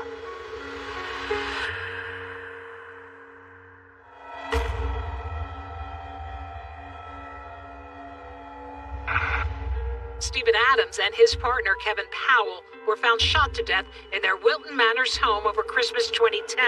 Prosecutors say Avsonu met the couple after posting a suggestive ad on Craigslist. They told me that the 2 guys were gay and that's why Peter murdered them.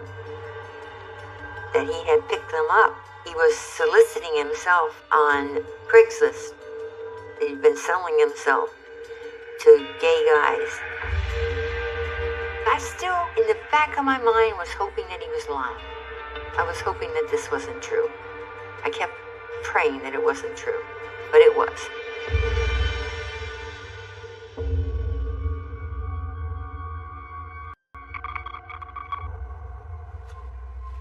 Well, I was scared.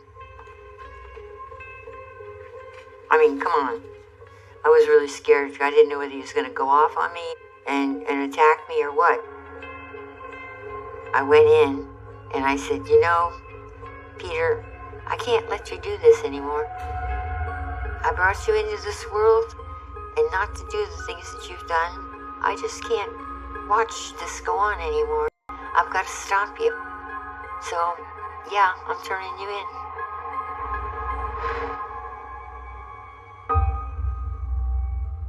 And he said, it's not your fault. Well, no, it wasn't my fault.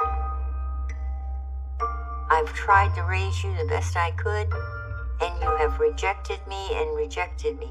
I cannot keep beating my head against the wall, and I have to stop you, because nobody else seems to be able to stop you. And he said, don't worry, I'm not mad at you. He said, I understand. I started crying. I couldn't stay in there with him. The last thing I said to Peter before I left him was, I love you. And I said, that will never change. And he said, I love you too, Mom.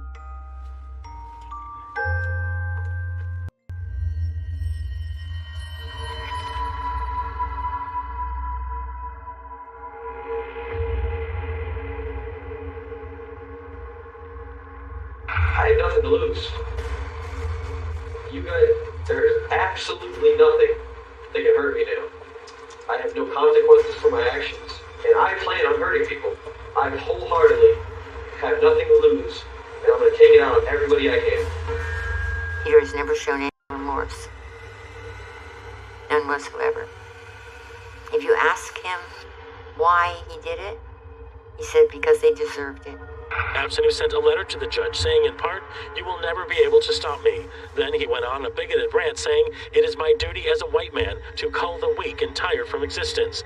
He continued, homosexuals are a disease to mankind. It must be put down. When I knew what he had done, it disgusts me so bad. I don't have sympathy for him. I really don't. At the trial, the judge asked me, Mrs. Avsonu, what would you do? And I said, Your Honor, I gotta say that I can't ask you for mercy for my son, because he doesn't deserve it. He did this, he's guilty, and he needs to pay. And whatever that be, that has to be up to you.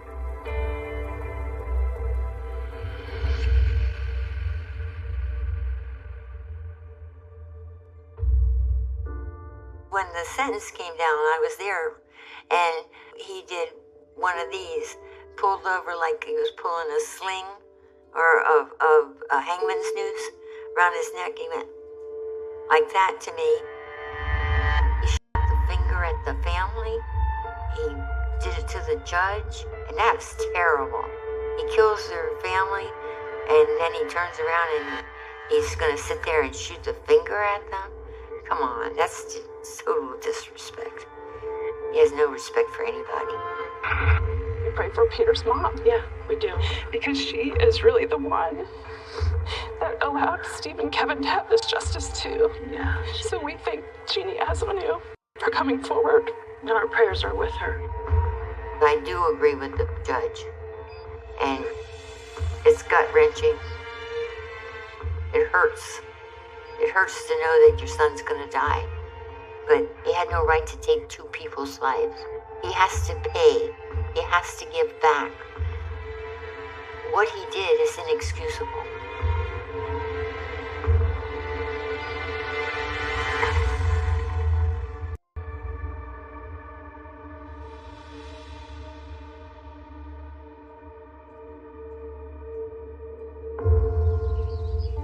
Peter has not called me or spoken to me since he was sentenced, because he said that if I couldn't accept him and what he did, that I could no longer be a part of his family.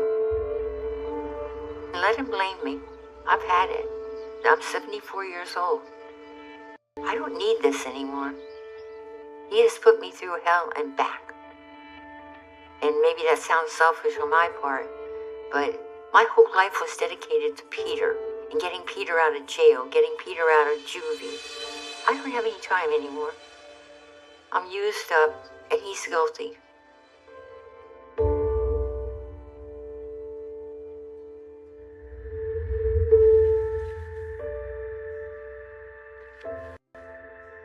If I could speak to him, I'd tell him I love him. That's never changing. He's my son, and I would tell him that. But I sure do miss him, and I sure do miss trying to talk to him.